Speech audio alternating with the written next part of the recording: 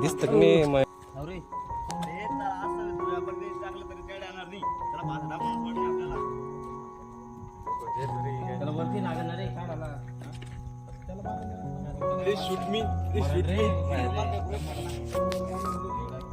कोण जाणार रे शेकडे का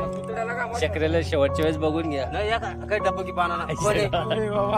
व्हिडिओ काढतोय व्हिडिओ काढतोय शेकड